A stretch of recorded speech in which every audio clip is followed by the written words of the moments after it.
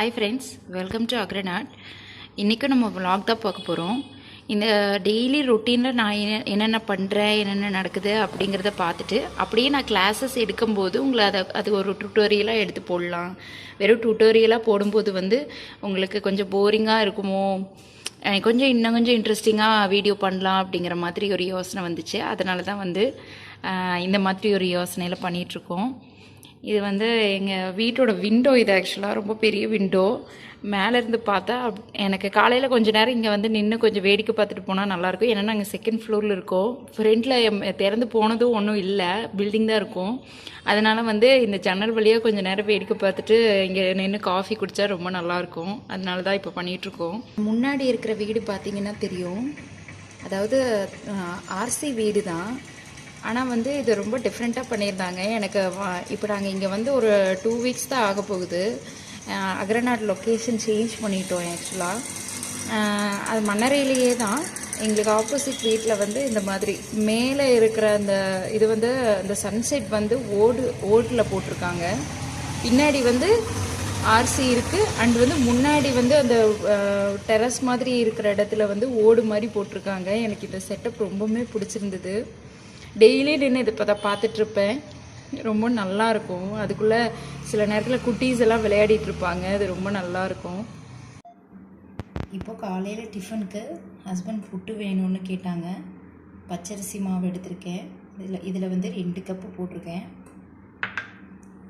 பச்சை தண்ணி விட்டுட்டு நம்ம அப்படியே லைட்டாக அந்த குழக்கட்டைக்கு பிடிக்கிற பதத்துக்கு வர அளவுக்கு நம்ம மாவு பிசைஞ்சோன்னா போதும். கொஞ்சம் கொஞ்சமாக தண்ணி விட்டு கட்டி இல்லாமல் நல்லா உடச்சி விட்டு பிசைஞ்சு இப்போ ஆல்ரெடி இது பண்ணுற நேரத்தில் இங்கே சைடில் அரிசி இட்லி பாத்திரம் வச்சுட்டு அதை ப்ரீ ஹீட் ஆகிட்டுருக்கு. இதை அப்படியே பிசைஞ்சு அதில் நம்ம வச்சிடலாம். ரொம்ப லைட்டான டிஃபன் இது. ஒரு வீக்லி ஒரு ஒன்ஸ் இது பண்ணிங்கன்னா கூட கொஞ்சம் நல்லா இருக்கும். காலையில் இப்போது வெந்துருச்சான்னு பார்ப்போம்.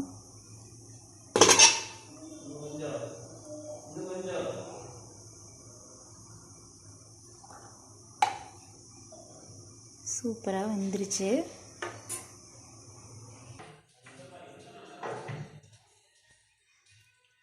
ஒரு தாளிப்பு கடாயில் நெய் கொஞ்சம் விட்டுக்கிறேன்.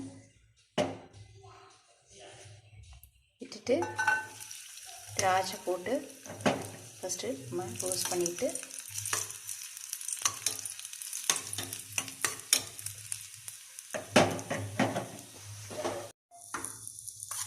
அதே சூட்டில் நம்ம கொஞ்சம், ஏன்னா ரொம்ப கருகிரும்,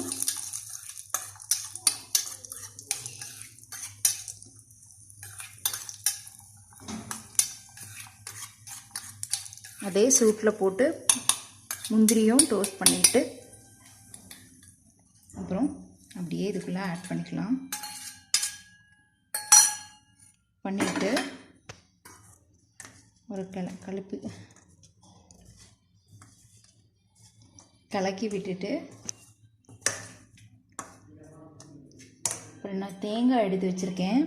இது கொஞ்சம் அதிகமாக இருக்குது. தேவையான அளவு மட்டும் போட்டுக்கலாம். தேங்காய் உங்களுக்கு எந்த அளவுக்கு வேணுமோ அந்த அளவுக்கு போட்டுக்கலாம். போட்டுட்டு இதை பழம் சர்க்கரை வச்சும் சாப்பிட்லாம். அப்புறம் பால் ஊற்றியும் கொஞ்சம் சாப்பிட்லாம். அப்புறம் சர்க்கரை போட்டு அப்படியே ப்ளைனாக கொஞ்சம் ஊற்றி சாப்பிட்டாலும் சூப்பராக இருக்கும். இப்போது எல்லா வேலையும் ஃபினிஷ் பண்ணிவிட்டு கிளாஸ் ஸ்டார்ட் ஆயாச்சு. 11 o'clock மேலே ஆகுது. இப்போ இதை என்னோடய ஸ்டூடெண்ட்ஸ் 2 அக்கா வந்துட்டுருக்காங்க. டெய்லி மார்னிங்கு அவங்க பண்ண ஒர்க்கு தான் பார்க்க போகிறோம். இதை லாஸ்ட்டாக ஃபினிஷ் பண்ண டிசைனை மேட் ஸ்டிச்சும் பாய் பின்னல் ஸ்டிச்சும் வச்சு இந்த டிசைன் ஒரு அக்கா பண்ணியிருக்காங்க. இது பீட் லோட் பண்ணியிருக்காங்க. இது ஃபுல்லாகவே மேட் ஸ்டிச் பாய் பின்னல் ஸ்டிச் வச்சு இங்கேயும் லோட் பண்ணியிருக்காங்க. லோடில் மேட் ஸ்டிச் போட்டிருக்காங்க. இது குந்தன் ஸ்டோன் வச்சுட்டு இங்கே இந்த கலரில் லோட் பண்ணிவிட்டு சுற்றியும் பீடு சரி கொடுத்துருக்காங்க. இப்படி ஒரு அக்கா டிசைன் பண்ணியிருக்காங்க. அப்புறம் இன்னொரு அக்கா அதே ஒர்க்கு தான், 2 பேர்த்துக்கு ஒரே ஒட்டுக்கா வச்சு தான் கிளாஸ் எடுத்துருவேன். வேறு வேறு டிசைன் மட்டும் கொடுத்தேன். இதில் மேட் ஸ்டிச் ஃபில்லிங் பண்ணியிருக்காங்க, லோட் பண்ணியிருக்காங்க. இதில் லோட் வச்சுட்டு சாட்டின் போட்டிருக்காங்க. இங்கே வந்து மைக்ரோ பீட்ஸ் வச்சுருக்காங்க. இதில் ஃபிஷ் போன் போட்டிருக்காங்க. ரொம்பவுமே 2 பேர்த்ததும் சூப்பராக வந்துருக்கு. இப்போ நெக்ஸ்ட் கிளாஸ் அவங்களுக்கு என்ன பார்க்க போகிறோம்னா ஜர்தோசி பார்க்க போகிறோம். ஜர்தோசி டியூட்டோரியல் தான் நானும் இன்னும் போடாமல் இருக்கேன். அதனால தான் இதுலேயே அப்படியே கவர் பண்ணிடலான் இருக்கோம். ஸ்டார்ட் பண்ணலாம். இப்போது ஜர்தோசிக்கு இப்போ நார்மல் நீடில் என்னென்ன ஒர்க்கெல்லாம் பண்ணலாம் அப்படிங்கிறத இப்போ ஸ்டார்ட் பண்ண போகிறோம். நார்மல் நீடில் ஸ்விங் த்ரெட் போட்டுட்டு எண்டில் 2ஐயும் சேர்த்து ஒரு லாக் போட்டிருக்கு. அப்புறம் ஜர்தோசி வந்து நார்மல் பேசிக் ஜர்தோசியில் கட் பண்ணி வச்சுருக்காங்க. அந்த அக்காங்க கட் பண்ணி வச்சுருக்காங்க. அது எப்படி போடுறதுன்னு பார்க்கலாம். கீழேருந்து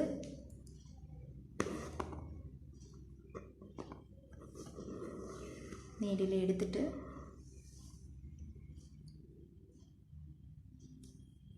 மாதிரி ஜர்தோசி இதில்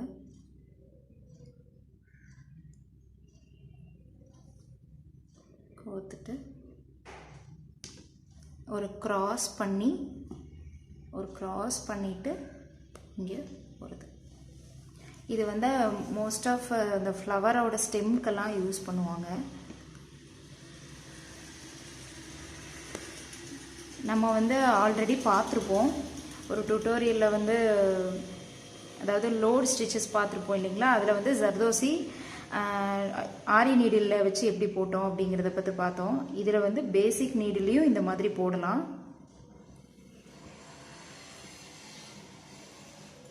இந்த மாதிரி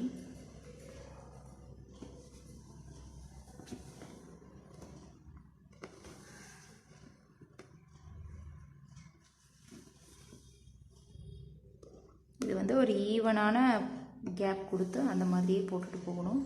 ஜர்தோசி கட் பண்ணுறது வந்து மோஸ்ட்லி ஒரே சைஸில் கட் பண்ணால் இது ரொம்ப நீட்டாக வரும். ஒரு ஃப்ளவர் போட்டு அதோட ஸ்டெம், அதாவது இதுக்குமே வந்து நீங்கள் ஒரு 2 லைனை பைப்பிங் த்ரெட் கொடுத்துட்டு அதுக்கப்புறம் நீங்கள் இது மேலே கொடுத்தீங்கனாலும் ரொம்ப நல்லாயிருக்கும். இந்த கிராஸோட நல்லாயிருக்கும்.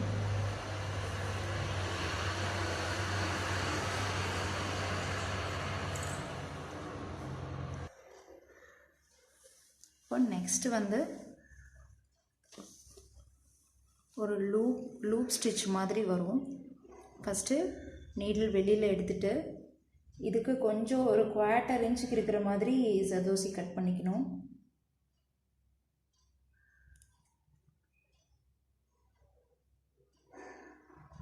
ஷார்ப்பான ட்ரிம்மர் வச்சு கட் பண்ணுங்க. கட் பண்ணிவிட்டு இதை வந்து இந்த இடத்துலையே வந்து உள்ளே குத்திடணும். இதுக்கு பக்கத்தாலேயே வந்து இந்த மாதிரி குத்திட்டோம்னா ஒரு லூப் மாதிரி ஃபார்ம் ஆகும்.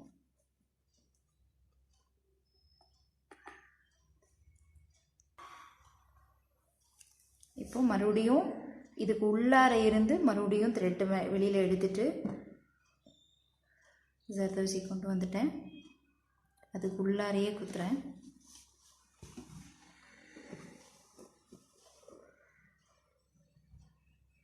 லூப் மாதிரி வந்துட்டு இப்படி கையில் இப்படி கூட பிடிச்சிக்கிட்டு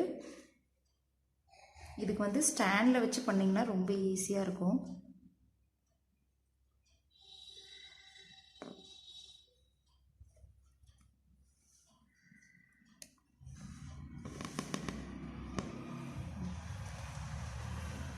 இது வந்து லூப் போட்டு அதாவது லூப் ஸ்டிச்சுன்னு கூட இதை சொல்லலாம். இதுக்கு தனிப்பட்ட பேரெல்லாம் எதுவும் இல்லை, நம்மளாக வச்சுக்கிறது தான் எல்லாமே ஒரு ரெஃபரன்ஸ்க்காக.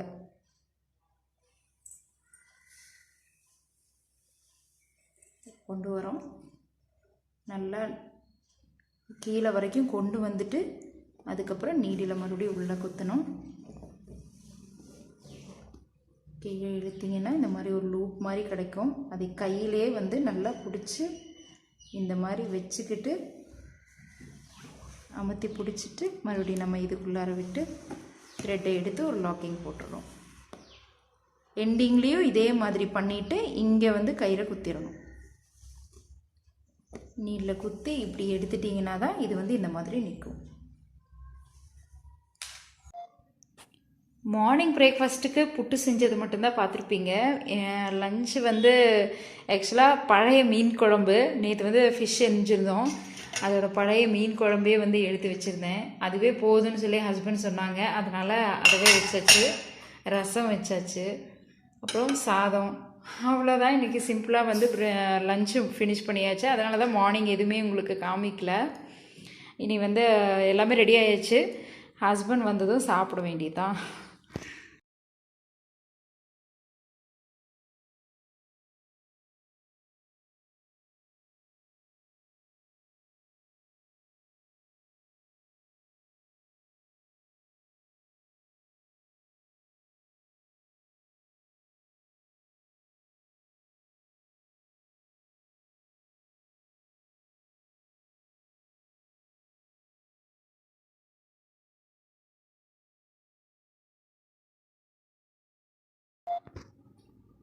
இப்போது லஞ்செல்லாம் ஃபினிஷ் பண்ணிவிட்டு அகரன் கொஞ்ச நேரம் நல்லா விளையாடிட்டு அடுத்தது ஸ்நாக்ஸ் ஏதாவது கொடுக்கலாம் அப்படின்னு சொல்லிட்டு இது ப்ரிப்பேர் பண்ணலான்ட்டு.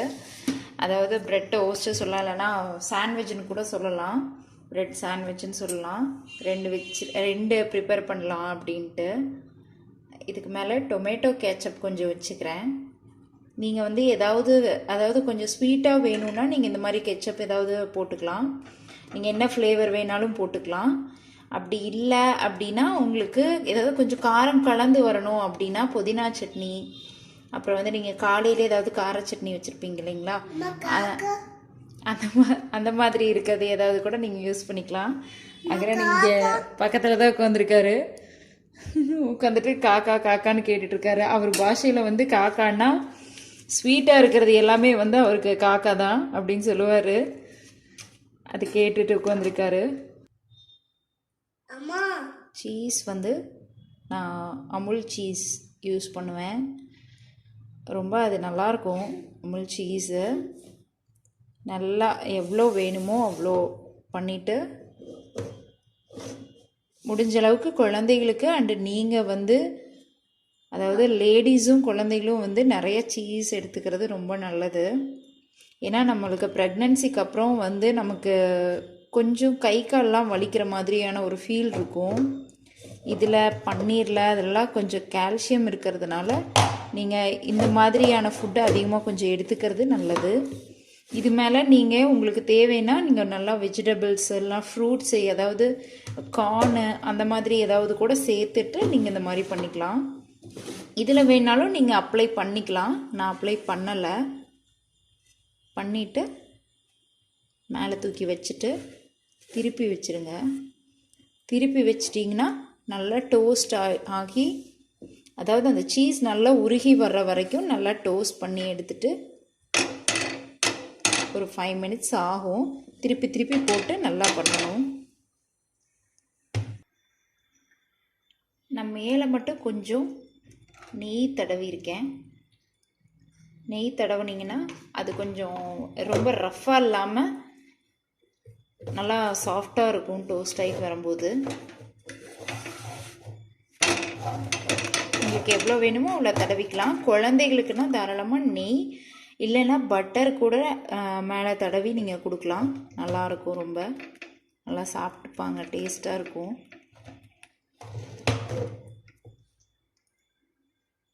நெய் டோஸ்ட் ஆனதும் அகரனுக்கு கொடுத்துடலாம். இப்போது ரெடி ஆகிடுச்சு சாண்ட்விச். பாருங்களேன் எவ்வளோ ஜூஸியாக சூப்பராக இருக்கட்டு. அகரனுக்கு இது ரொம்ப பிடிக்கும். நீங்களும் உங்கள் குழந்தைங்களுக்கு ட்ரை பண்ணி பாருங்கள். நல்லா சாப்பிடுவாங்க. இப்போது அகரன் ஸ்நாக்ஸ் சாப்பிட்டு தூங்கியாச்சு. இனிதான் நான் கொஞ்சம் ரிலாக்ஸ் பண்ணோம். அதனால டீ வச்சுட்டு அதே பெரிய ஜன்னல் பக்கத்தில் வந்து நின்றுருக்கேன். இனி அப்படியே வேடிக்கை பார்த்துட்டு டீ குடிக்க வேண்டியதான். இந்த விலாக் இதோட ஃபினிஷ் ஆகுது. இந்த விலாக் பற்றின கமெண்ட் பாக்ஸில் போடுங்க. பிடிச்சிருந்தால் லைக் பண்ணுங்கள். என் சேனல் சப்ஸ்கிரைப் பண்ணிக்கோங்க. தேங்க்யூ ஸோ மச் ஃபார் வாட்சிங்.